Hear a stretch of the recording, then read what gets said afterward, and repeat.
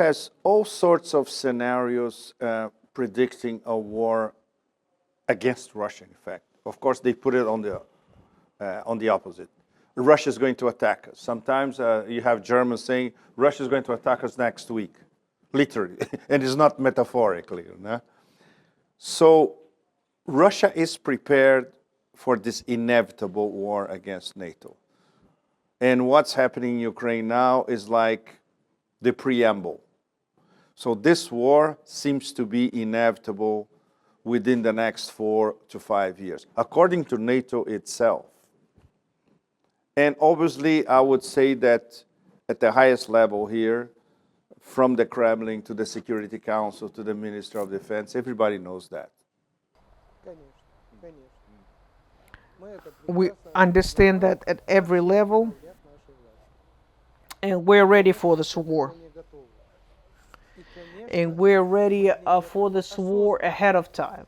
It's not like we have to fight everywhere, but we measure. We understand the past event, that what will follow after. Again, I want to get back to the words of Mr. Putin. If they would take over us or win over us, and Russia would cease to exist. How did he say? Then why do we need a world where there is no Russia? Those that think that you can take over us, they have to greatly measure and turn it over and over and over in their mind that Russia will not let this humanity to live without Russia. And maybe they will think differently. But you know, for everybody to agree to war, it will not happen like that. They will always have opponents or people who are for war, but the healthy mind people, but people that get united against the common enemy, there's more there in our country than anywhere else in the world. So we will do what we need to do. We will stand against all these attacks. And one more thing I want to add, that honestly, if there would be a possibility not to wait until all this NATO bloc military would come to us, but to be at any point of the fight where they are, where they're pressing other people greatly, I would go there. The earlier we'll start to fight them, the earlier we'll come to our freedom.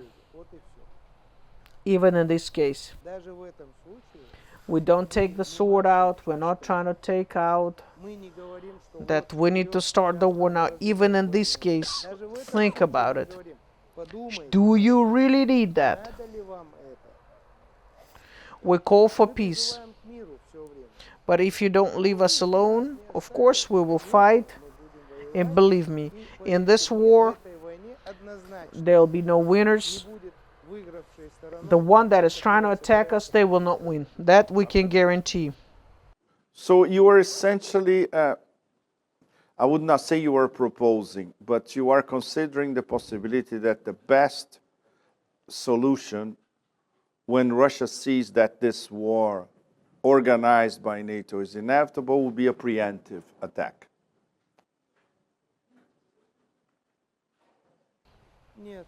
No.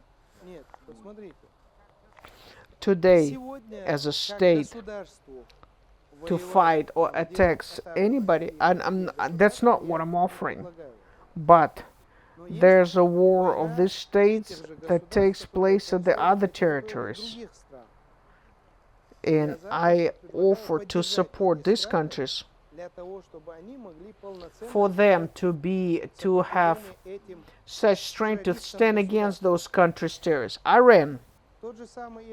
How come we can't help Iran with what we have? Why not? Let Iran get what we have and start fighting in such a way that this opponent really be at loss, and we can help our ally. Why not? Because this is what America does with European Union and Israel. They fight all the way this way. That's how they have a proxy wars everywhere. Just us, we have a direct war. We're trying to be honest. We could have the same proxy wars just like them, helping the allies with what we have and the states with what we have.